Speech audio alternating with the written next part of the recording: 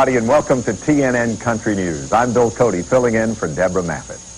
Well, George Jones says he's lived more in a month than many people have in a lifetime. Based on his new autobiography, I Live to Tell It All, he's absolutely right. If you're a fan, you've probably already heard many of the stories. Now, as Terry Bumgarner reports, you'll hear them from the man himself.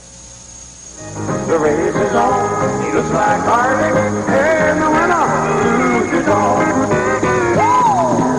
The man who has packed them in at concert venues around the world now has fans lining up again at bookstores. George Jones is now a best-selling author. Good to have you back. Thank you. Others had written unauthorized biographies, but George says they were full of half-truths and lies. So with Tom Carter's help, he has finally told his own story.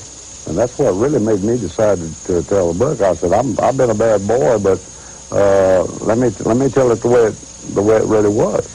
And what a story he tells. There are warm moments, particularly from his early years, but there are also unflinching looks at years of alcohol and cocaine abuse, of missed shows, and of ruined relationships, particularly the most famous of all, his marriage to Tammy Wynette. It may be the most self-critical autobiography ever written, and yet George says writing it was not the ordeal you might expect. It's not tough to write the truth. Yeah. And it wasn't tough at all. In fact, it made me feel relieved to be able to tell my side of the story for a change. I've never had a chance to speak, like all these people do.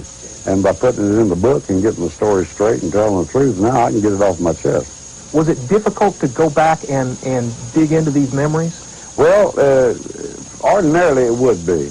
But my fans and the people and the media have heard so much about my life that I said, what can I lose, They already know a lot of stuff about my life and things I've done, and it didn't hurt me as bad to write it as it would normally somebody else, I guess. George's self-destructive past makes for fascinating reading, but it doesn't come without regret.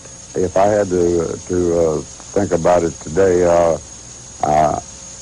I would give everything all the money, anything else that I ever made in life, and the glory or whatever, I would gladly give it away if I could go back and not do the things I've done. Based on the mail his wife Nancy sifts through, the story of George's recovery from the brink of alcohol and drug-induced death will inspire some. She has got so much mail from women telling about their husband being big fans of mine, and that they say they told their wives, if George Jones can do it, I can. And so many of them have quit drinking.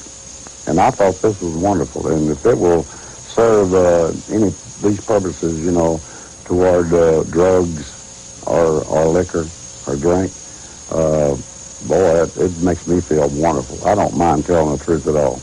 In case you're wondering, even with all that George confesses in this book, even with all the stories told, he didn't quite tell all. Some of the things I couldn't get in there, but hopefully we might get to write another book, I hope, and if I do, I'm going to tell the rest of it.